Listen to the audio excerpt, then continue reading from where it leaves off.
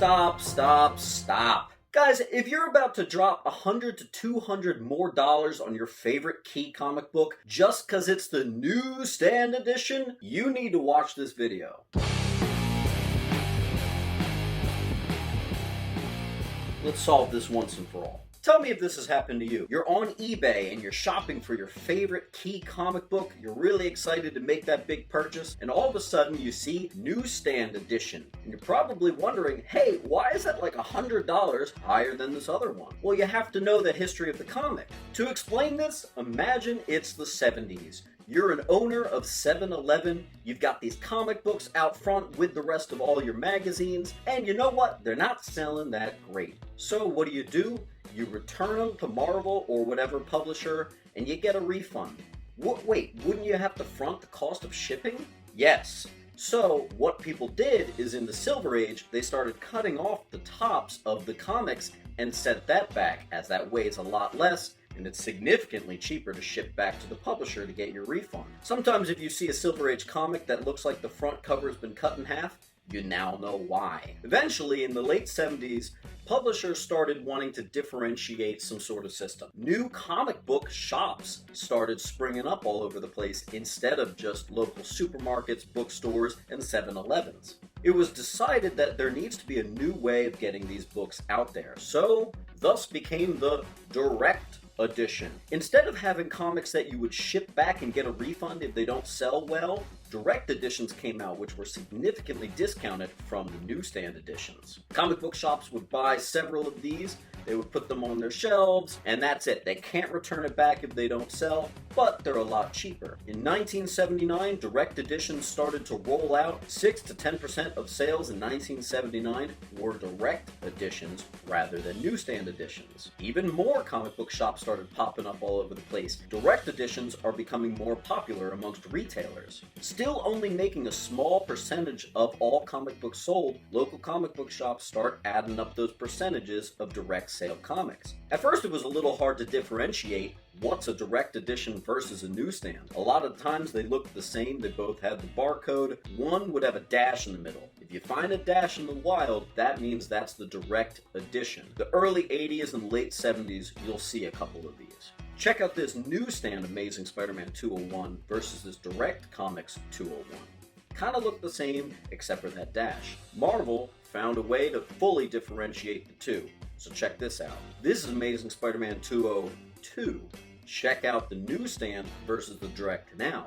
The newsstand is the barcode, the way they've always been looking leading up to this point, and the direct editions now have some sort of logo in the corner or something that tells that it's a Marvel title or related to it. For the majority of the 80s, most comics were still being purchased at newsstands until around 1985 into 86, when it became about 50-50.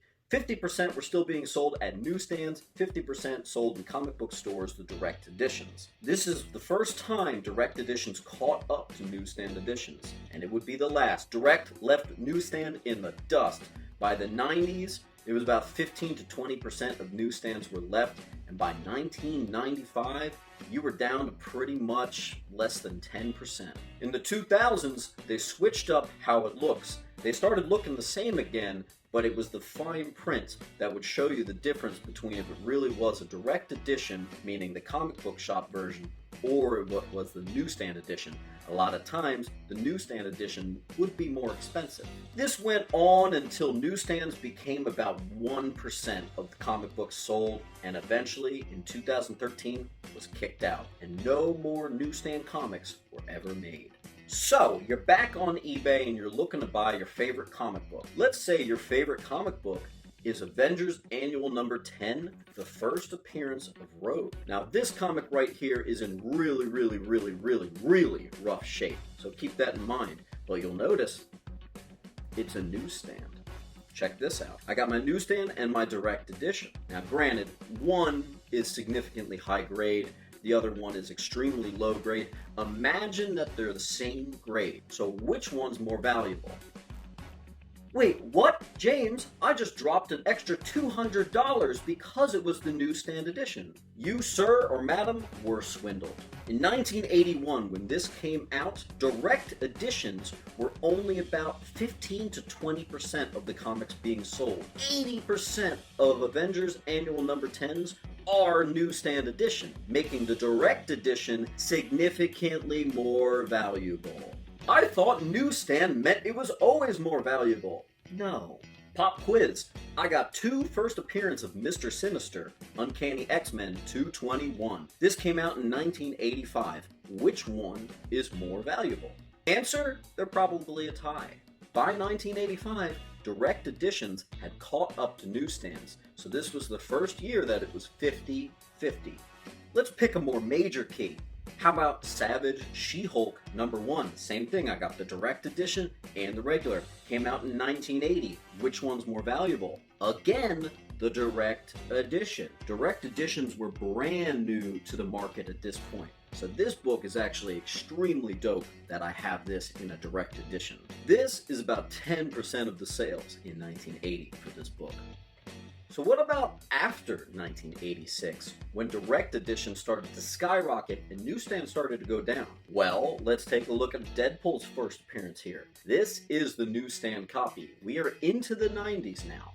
I don't have another direct edition of this, but I can tell you right now, oh yeah, that's more valuable than a direct edition. If it was the 90s, chances are a newsstand edition is more valuable. Plain and simple. You see it on eBay, you see the newsstand, that's when you want to get the newsstand edition, it's true. But when you see 80s and late 70s, direct editions, that's the one you want a little bit more than the newsstands. I want you to say it with me, guys.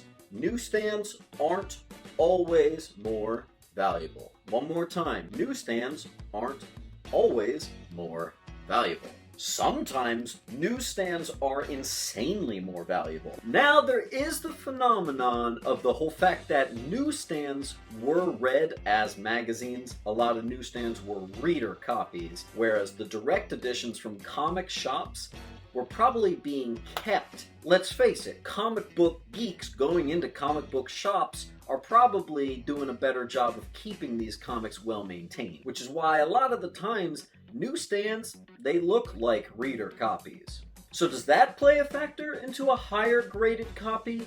Maybe. I did find data that does show that higher grade copies seem to be more often found as direct edition, even in the years where direct editions were much less prevalent.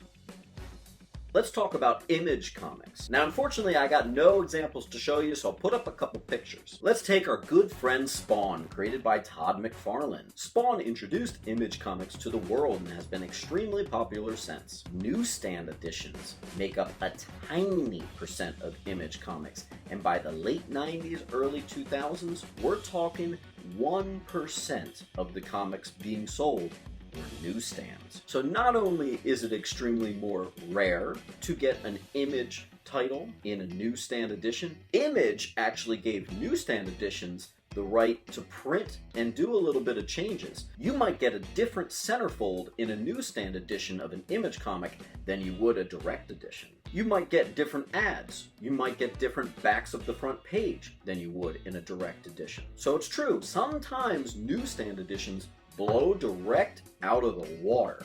Someone like me, I collect mostly 80s and 90s stuff, so I'm always torn between this, but it just kills me every time I see people charging more for a newsstand prior to 1985. Stop it. That is worth less than your direct edition. I will take a direct edition any day before 1985. A couple other things you want to take a look out for, and this is probably needing its own video, but 35-cent variants, extremely rare. Canadian variants, specifically the 75-cent Canadian variant, is extremely rare. When it comes to DC, anytime you see this DC Universe logo at the bottom, it's extremely rare. So guys, hopefully this helps you shop a little bit wiser next time you're looking for your favorite titles. I hope I was able to help in any way, and I wanted to thank you all for tuning in. At 1,000 subscribers, we are going to be giving away this $200 6th scale Batman statue. And keep on collecting.